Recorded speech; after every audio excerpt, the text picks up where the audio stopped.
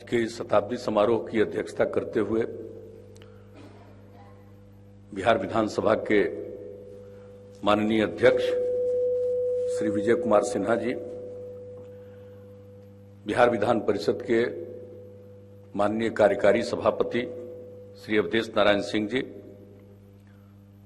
बिहार सरकार के माननीय उप मुख्यमंत्री श्री तारकिशोर प्रसाद जी, माननीय उप मुख्यमंत्री श्रीमती रेणु देवी जी,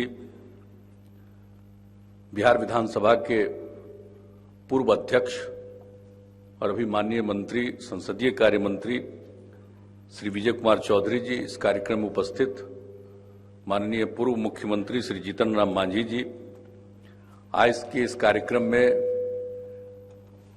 संक्षेप में ही सही अपनी बात रखने वाले माननीय श्री रामचंद्र पूर्वे जी, श्री अजीत शर्मा जी, श्री अवध बिहारी चौधरी जी, श्री विजय शंकर दुबे जी, जनाब महबूब आलम साहब, जनाब अख्तरुल इमाम साहब, श्री राम रतन सिंह जी, श्री अजय कुमार जी और इस कार्यक्रम में उपस्थित सभी माननीय मंत्रीगण, माननीय पूर्व मंत्रीगण, बिहार विधानसभा एवं बिहार विधान परिषद के सभी माननीय सदस्यगण और सभी विधायक दलों के अन्य सभी पदाधिकारीगण, बिहार विधानसभा के सचिव श्री राजकुमार सिंह जी, बिहार विधान परिषद के कार्यकारी सचिव श्री विनोद कुमार जी, अन्य सभी इस कार्यक्रम में उपस्थित अन्य पदाधिकारीगण, प्रिंट और एवं इलेक्ट्रॉनिक मीडिया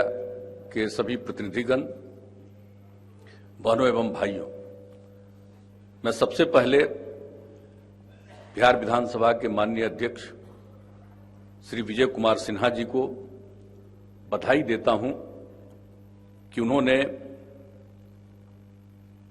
शताब्दी समारोह का आयोजन किया और इस भवन का निर्माण आज जिसमें बिहार विधानसभा और बिहार विधान परिषद है, उस समय तो विधायी परिषद कहलाता था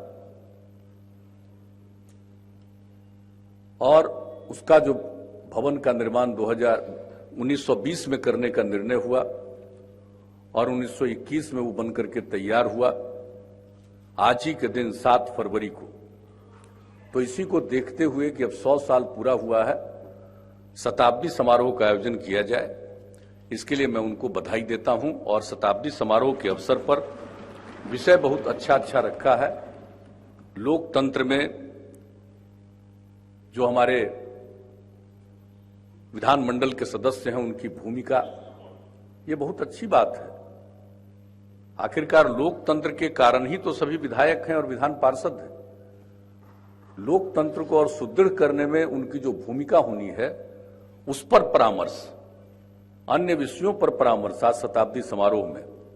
और आप जानते हैं कि हम लोग यहां इसके पहले भी काफी कुछ काम होता रहा। अभी आप सब लोगों को मालूम है कि अब शताब्दी पूरा होने पर नहीं, शताब्दी पूरा होने के पहले ही से हम लोगों ने शुरू कर दिया था। जब से बिहार को एक राज्य का दर्जा मिला था अंग्रेजों के द्वारा, तो उसको भी हम लोगों ने 22 मार्च से करना शुरू किया और अनेक वर्षों से उसको हम लोग कर रहे हैं। और उसी समय में, उसके पहले से हम लोगों ने शुरू कर दिया था, लेकिन लगभग 100 साल पूरा हो रहा था जब नए राज्य का गठन किया गया और उसी समय जो विधायी परिषद का निर्माण हुआ, तो उस परिषद को जो 100वां साल शुरू हुआ था, 99 साल पूरा हुआ, उसके बाद से ही जो सारा कार्यक्रम यहां पर कितने बड़े पैमाने पर किया गया था, उस समय अध्यक्ष थे स्वर्गीय ताराकांत झा जी, उन्होंने अनेक कार्यक्रम आयोजित करवाया। और सबसे पहले तत्कालीन जो राष्ट्रपति थी उनको बुलाया, श्रीमती प्रतिमा पाटिल जी को, वो आई थी। भूतपूर्व राष्ट्रपति एपीजे अब्दुल कलाम साहब वो एक कार्यक्रम में आए थे और देश के और देश के बाहर के अनेक प्रमुख लोगों को, विद्वत जनों को आमंत्रित किया गया था और किस तरह से एक कार्यक्रम हुआ था और उस समय जो एक जानकारी उन्होंने ली, कौन थे उस समय के विधायी परिषद के सदस्य, कहां के रहने वाले थे। अलग अलग स्तर पर जब इसका फिर विकास हुआ, पहले तो उपराज्यपाल मनोनीत हुए, लेकिन उसके बाद जब इसको और इसका दर्जा बढ़ाया गया तो उसमें राज्यपाल का उस समय नियुक्ति हुई थी। तो उस समय से तो जो विधायी परिषद था उसकी संख्या और बढ़ी थी। तो एक एक चीज की जानकारी उन्होंने ली, सब जगह से, इंग्लैंड से, कहां से, एक एक तरह की जानकारी ली गई। और आप में से अनेक जो लोग हैं, सब लोगों को मालूम होगा कि कितने कार्यक्रमों का आयोजन किया गया और कितनी नई नई बातें की गई। और जो पहली बार मीटिंग हुई थी, जो बना था विधायी परिषद, उसके लिए कोई भवन नहीं था, लेकिन 13 में 20 जनवरी को सबसे पहले मीटिंग पटना कॉलेज में हुआ था। अब उसके पहले एक धारणा थी कि कहीं और हुआ है, लेकिन उस पर भी पूरा अनुसंधान किया गया और यही नतीजा निकला कि नहीं, पटना कॉलेज में इसकी पहली मीटिंग हुई थी। और उस दिन यानी 20 जनवरी 13 को वहां पर एक कार्यक्रम का आयोजन किया गया और किस तरह से वहां पर भी एक विशेष बैठक की गई। तो जो कुछ भी उन्होंने किया था ताराकांत झा जी ने, और हमको वो चीज बिल्कुल याद है। उस दिन जो मीटिंग हुई थी तो उसमें रामाश्रय बाबू थे, और रामाश्रय बाबू कितना दिन तक मंत्री रहे। और जो उस दिन बैठक हो रही थी और उस दिन ये पता चला कि 50 साल से ये विधान परिषद या विधानसभा के सदस्य रहे। जब सबसे पहले 50 साल पहले रामाश्रय बाबू थे, इतनी खुशी हुई थी कि आज 100वां साल के लिए बात हम लोग कर रहे हैं और एक व्यक्ति है जो 50 साल से यहां पर है। तो एक एक चीज पर उस समय जो चर्चा हुई थी आज मुझको याद पड़ता है, और अनेक चीजों के बारे में जो जानकारी ली गई, ये बहुत अच्छा हुआ है। और इसके पहले जो हमारे पूर्व अध्यक्ष हैं, इन्होंने भी शुरू किया था कि भाई जब यही बिल्डिंग बनी और अब तो इसका 100 साल पूरा हो गया, अब उसमें भी इन्होंने पिछले 2016 से ही अनेक कार्यक्रम इस 7 फरवरी को करना शुरू किया था। और जब इसका हम लोगों ने विस्तार किया, जो बिहार विधानसभा और बिहार विधान परिषद की जो बिल्डिंग है, अब उसका जो और हम लोगों ने विस्तार किया, और आप आज जहां बैठे हुए सेंट्रल हॉल बना, कितना इसका विस्तार किया गया। तो इनकी इच्छा थी कि इसका उद्घाटन भी उसी दिन करें। तो हमने कहा था इनको कि अरे अंग्रेज ने बनाया था और ये तो इधर का बना हुआ है, लेकिन फिर भी आप विधानसभा के अध्यक्ष हैं, आपकी इच्छा है तो उसी दिन करिए। तो इसका इन्होंने उस समय भी 6-7 को एक कार्यक्रम की शुरुआत की थी, 6-7 ये फरवरी से। तो ये सब चीज चल रहा था। और अब जब 100 साल पूरा हो गया, तब आज ये कार्यक्रम हो रहा है, ये बहुत खुशी की बात है। और जो माननीय सदस्यों ने अपनी बात रखी है, देखिए, जो भी चाहे विधानसभा के निर्वाचित सदस्य हो या विधान परिषद के निर्वाचित सदस्य हो, ये सब जनप्रतिनिधि ही सिर्फ नहीं है, ये तो सीधे जनता का राज होता है। लोकतंत्र का मतलब क्या है? लोगों का शासन, लोगों को अधिकार मिला है। और चूंकि संख्या उनकी इतनी बड़ी होती है, इसलिए उनके बीच से उनके प्रतिनिधि चुने जाते हैं। तो जो प्रतिनिधि हैं वो सिर्फ अकेले एक प्रतिनिधि ही नहीं है, वो जितने लोगों की संख्या के आधार पर चुनकर आते हैं, वो सब के प्रतिनिधि हैं, सबकी तरफ से उनको अपनी बात रखने का अधिकार है। इसलिए लोकतंत्र में जो भी भूमिका है, इसके बारे में तो सब लोगों को समझना ही चाहिए। और जिस तरह से सदन का संचालन होता है, ये तो पहले से चल रहा है, बहुत जमाने से चल रहा है, और लोग अपनी बात रखते हैं। सबको मिलकर के काम करना है। सरकार तो बनती है बहुमत के आधार पर, लेकिन जो भी विधान परिषद विधानसभा के लोग हैं, सब लोगों की सरकार है, वो सब सरकार के अंग हैं। सिर्फ सरकार बनाने वाले और सरकार के मंत्री हैं वही सरकार नहीं है, या जो रूलिंग पार्टी है वही सरकार नहीं है। जितने भी विधायक हैं, सभी के सभी सरकार के अंग हैं। तो ऐसी स्थिति में तो सबकी भूमिका है, सबको अधिकार है। लोग अपनी बात नहीं कहेंगे ही। कभी कभी एक दूसरे को लगता है कि ये क्या बोल रहे हैं, ये क्या बोल रहे हैं, एक अलग बात है, स्वाभाविक है। ये तो मनुष्य का स्वभाव होता है, इसके लिए वो कोई खास बात नहीं है। लेकिन आज अनेक लोगों ने जो बातें कही, उन सब बातों पर गौर करना, एक एक साथ बात करना। और आज तो शुरुआत की गई है और अनेक कार्यक्रम होंगे, और कार्यक्रम होंगे, उसमें आदरणीय राष्ट्रपति जी भी आएंगे, माननीय प्रधानमंत्री जी भी आएंगे। इन सब चीजों के लिए पूरे 1 साल तक इस तरह के कई प्रकार के कार्यक्रम चलाए जाएंगे, ताकि सबको मालूम तो हो।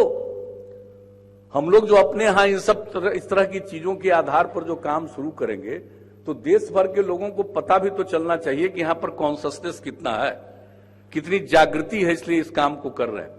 तो ये सिर्फ कोई आज शताब्दी समारोह भवन बन गया और उसी के उपलक्ष्य में हम लोग सिर्फ उसको याद करने के लिए नहीं इकट्ठा हुए, बल्कि उसके साथ साथ हम लोगों को आगे किस तरह से भूमिका निभानी चाहिए, जिसमें लोकतंत्र मजबूत हो और पूरी मजबूती के साथ हम लोग जन सेवा करें, लोगों की सेवा करें। ये लोकतंत्र आखिर किस लिए है भाई? ये तो जनता का राज है। तो सही मायने में तो आज मालिक कौन है?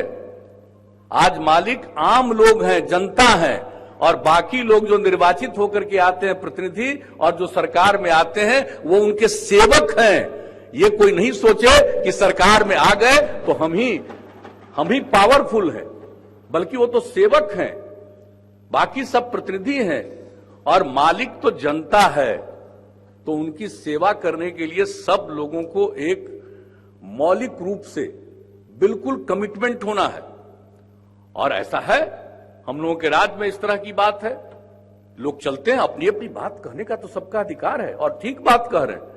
अगर जो भी चुन करके आए हैं अपने क्षेत्र में घूमते हैं, जरूर घूमिए, और अपने क्षेत्र में अगर किसी भी प्रकार की समस्या है, यह आपका अधिकार है, और सिर्फ अधिकार ही नहीं है, आपका कर्तव्य है कि आप इन सभी बातों को सार्वजनिक रूप से भी रखिए, और दूसरी बात है जब भी सदन की कार्यवाही हो उसमें भी रखिए।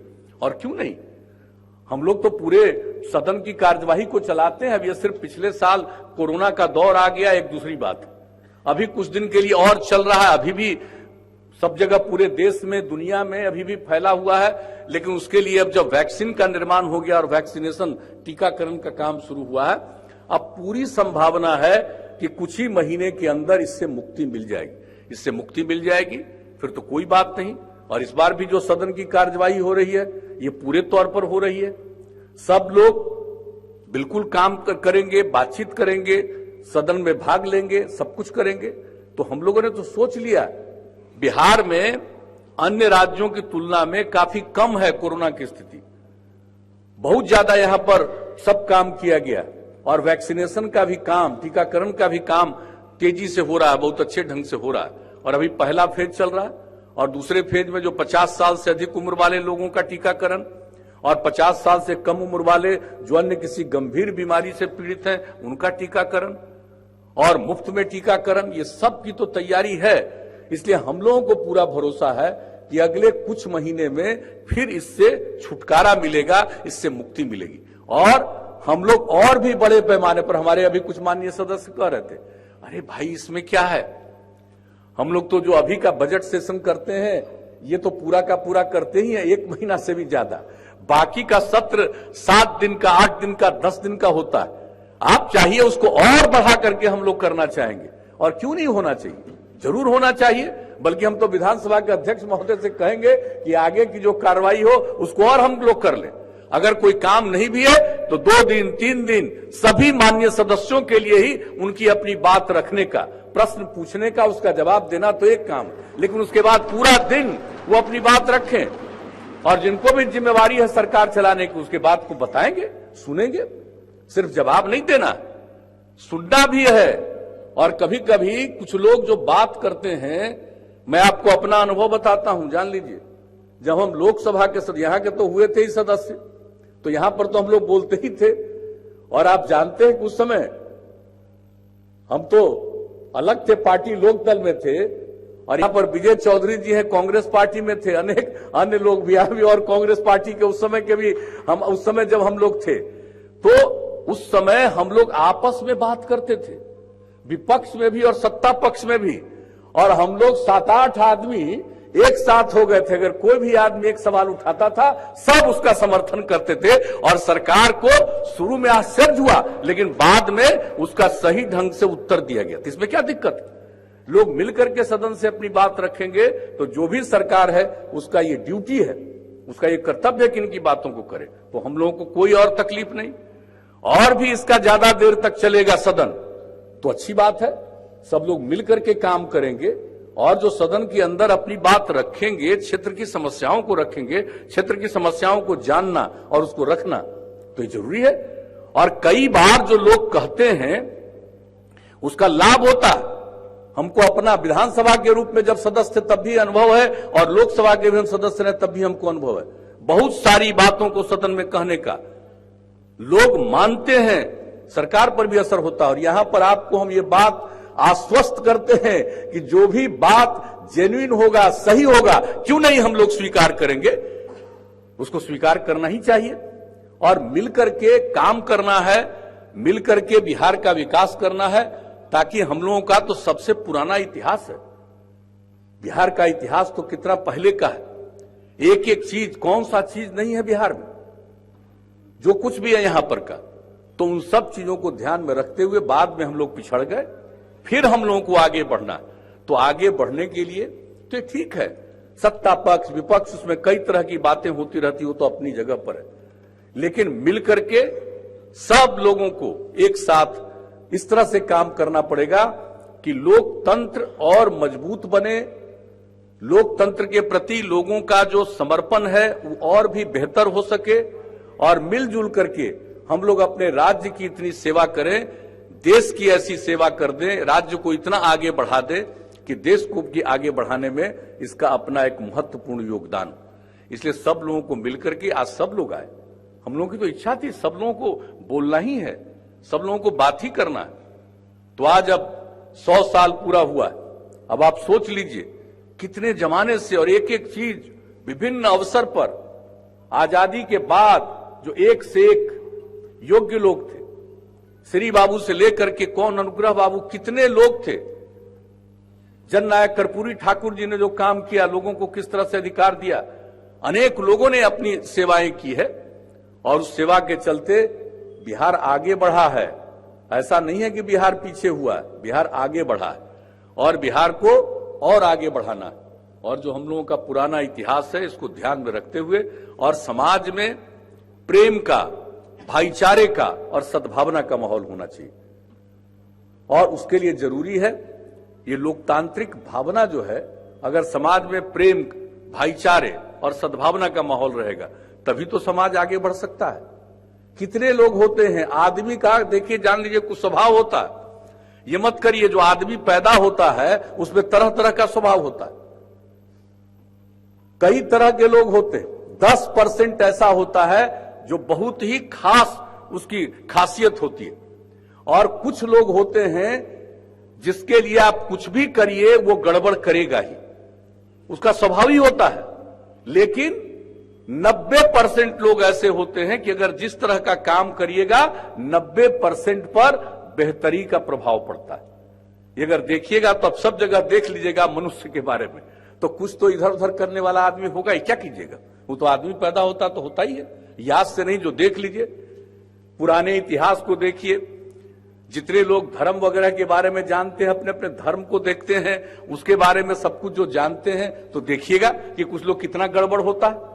तो कुछ आदमी तो होता है लेकिन वो एक हिस्सा है, लेकिन सबसे बड़ा हिस्सा है कि अगर ठीक ढंग से प्रेम, भाईचारे का और सद्भावना का माहौल कायम कीजिएगा तो बहुत ही अच्छा माहौल बनता है और बहुत बेहतर ढंग से लोग एक दूसरे के प्रति प्रेम का और सम्मान का भाव रखते हैं और उससे समाज आगे बढ़ेगा, देश आगे बढ़ेगा। तो आज की परिस्थिति में मैं तो इतना ही कहूंगा कि भाई इस तरह का कार्यक्रम तो इसकी शुरुआत कर रहे हैं और बहुत अच्छा है। हमारे विधानसभा के अध्यक्ष महोदय की राय है कि अनेक कार्यक्रम करेंगे। इसी तरह से अलग अलग विषयों पर भी हम लोगों को बैठना चाहिए, संयुक्त रूप से बैठना चाहिए और अनेक प्रकार के जो विशेषज्ञ हैं दुनिया में, चाहे वो किसी भी दल के हों या दल के बाहर के हों, उनको भी बुला करके उनके वक्तव्य को सुनना चाहिए और सब लोगों को इससे काफी लाभ होगा। तो जो आप कई कार्यक्रम करने के बारे में सोच रहे हैं, बहुत अच्छी बात है। और जो कुछ भी आप लोगों ने कहा है, जो भी हमारे कुछ नेताओं ने अपनी बात रखी है, हम इतना ही पुनः उनको आश्वस्त करेंगे कि देख लीजिए विधानसभा हो या विधान परिषद, जो भी आपके मन में लगे कि यह बात सही है उसको कहने का आपका अधिकार है, और उसमें कोई भी किसी भी इलाके की कोई समस्या अगर वंचित है उस समस्या को दूर करना हम लोगों का कर्तव्य है, हम लोगों का वही धर्म है। और आप तो जानते हैं, हम तो बराबर कहते रहते हैं, लोगों की सेवा करना ही हमारा धर्म है। आज आप लोगों ने फिर जिम्मेवारी दी है तो सेवा ही करना ना हमारा धर्म है। तो इसलिए आप जितनी बात को कहिएगा सेवा ही करना है और लोगों को किसी भी प्रकार से वंचित नहीं होना पड़े, यही हम लोगों का नजरिया है, यही दृष्टिकोण है। इसलिए आज के इस अवसर पर जो आज इस कार्यक्रम की आपने शुरुआत की है, इसके लिए मैं बधाई देता हूं। और अनेक चीजों की चर्चा हमारे सभी नेताओं ने, वक्ताओं ने अपनी अपनी बात कही है। मिल करके हम लोग चलें, एकजुट होकर के चलें और लोगों की सेवा करें, तो यही हम लोगों का कर्तव्य है, यही हमारा धर्म है। तो इन्हीं शब्दों के साथ आज से ये शुरुआत जो कर रहे हैं 100 साल पूरा होने पर, इसके लिए मैं बधाई देता हूं। और विधानसभा के अध्यक्ष और विधान परिषद के माननीय सभापति मिल करके अनेक कार्यक्रमों के बारे में निर्णय लें, और जो कुछ भी पहले जो कार्यक्रम किया गया विधान परिषद की तरफ से, उसमें जो सब चीजें आई हैं और अब जो आप कर रहे हैं, मिल करके पहले प्रिंट करके बांटा गया था, फिर से उन सब चीजों को मिला करके और जितने सदस्य उनको बांटा जाए। और एक सुझाव मेरा और है कि एक कार्यक्रम जो आप सोच रहे हैं 3-4 कार्यक्रम करने का, उसमें से एक कार्यक्रम में हमारे जितने विधानसभा और विधान परिषद के सदस्य हैं वो तो रहे ही, पूर्व सदस्य भी जो भी हैं उन सभी लोगों को बुलाइए, और जो पूर्व सदस्य हैं वो आएंगे, उनको आने जाने का इंतजाम भी हम लोगों को करना चाहिए, उनके रहने का भी इंतजाम करना चाहिए। और बड़ी खुशी होगी जो काफी उम्र वाले आ जाएंगे तो कैसा लगेगा सब लोगों को। और दूसरी बात जो सबसे महत्वपूर्ण है कि हम लोगों को सबकी बात सुननी चाहिए और नई पीढ़ी को प्रेरित करना चाहिए। जो आजादी की लड़ाई हुई है, बापू का जो संदेश है, जो कुछ भी काम हुआ है, और बिहार से जो शुरुआत हुई, और जिस तरह से चंपारण सत्याग्रह की शुरुआत हुई, और उसके बाद आप सोच लीजिए 17 में, और मात्र जब यहां से काम शुरू हुआ, बिहार की ऐसी स्थिति बनती गई कि 30 साल के अंदर देश आजाद हुआ। इसलिए उसका बहुत महत्व है। और आप जानते हैं उन सब चीजों को, और बापू के जीवन को, उनका क्या कहना था, मेरा जीवन ही मेरा संदेश है।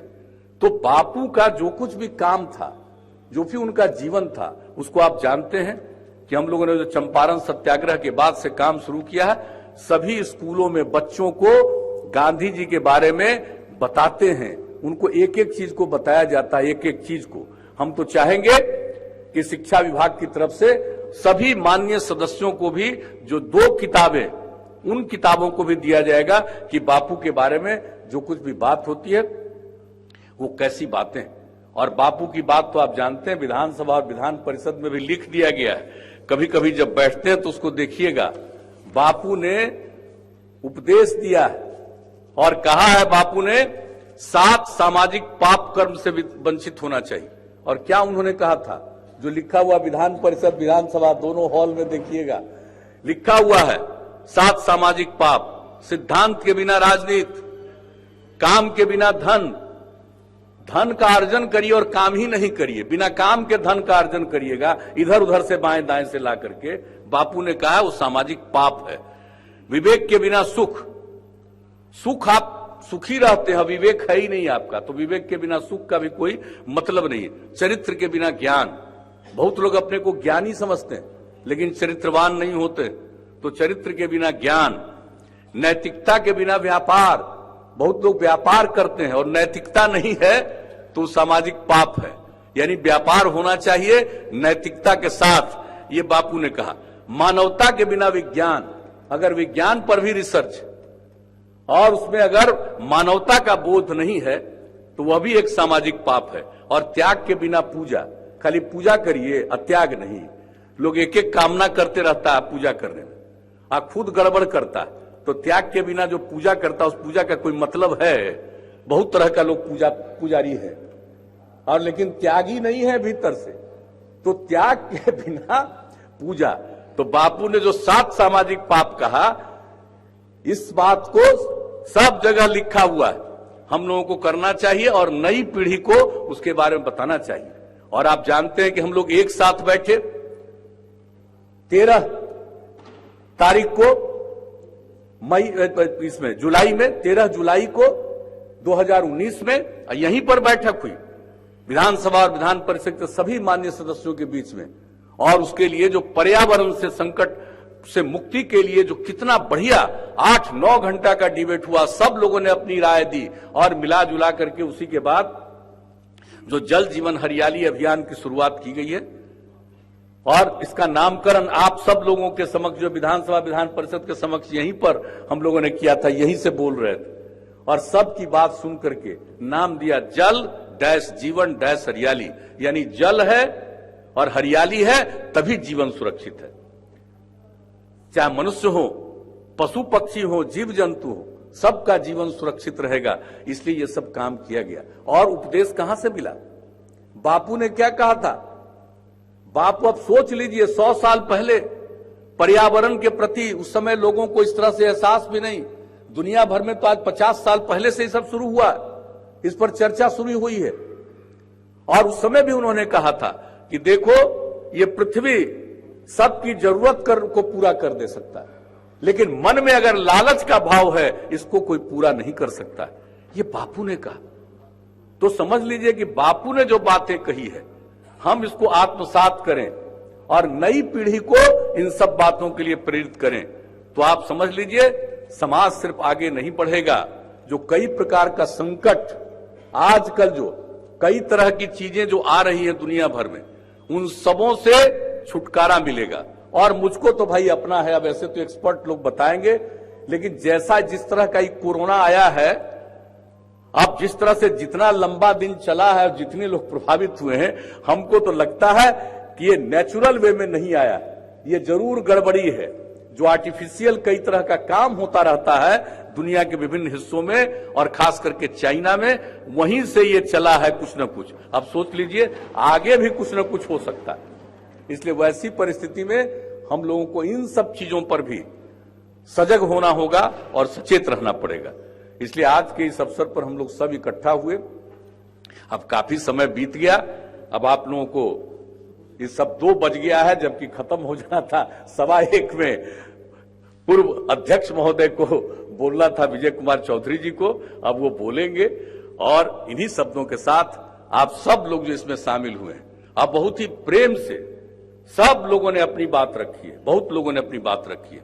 तो ये मिल करके, चाहे राजनीतिक रूप से अलग थलग रहें, लेकिन मिल करके लोकतांत्रिक रूप से सबको एक दूसरे की इज्जत करनी चाहिए और मिल करके ऐसा काम हम सब लोगों को करना चाहिए कि समाज आगे बढ़े, बिहार आगे बढ़े, देश आगे बढ़े और पर्यावरण का हम सब मिलकर संरक्षण करें, ताकि नई पीढ़ी को ठीक ढंग से अवसर मिल सके। तो इन्हीं शब्दों के साथ आप सबको हृदय से धन्यवाद और विधानसभा के माननीय अध्यक्ष को ये जो 100 साल पूरा होने पर इस कार्यक्रम के आयोजन के लिए पुनः मैं उनको हृदय से धन्यवाद देता हूं।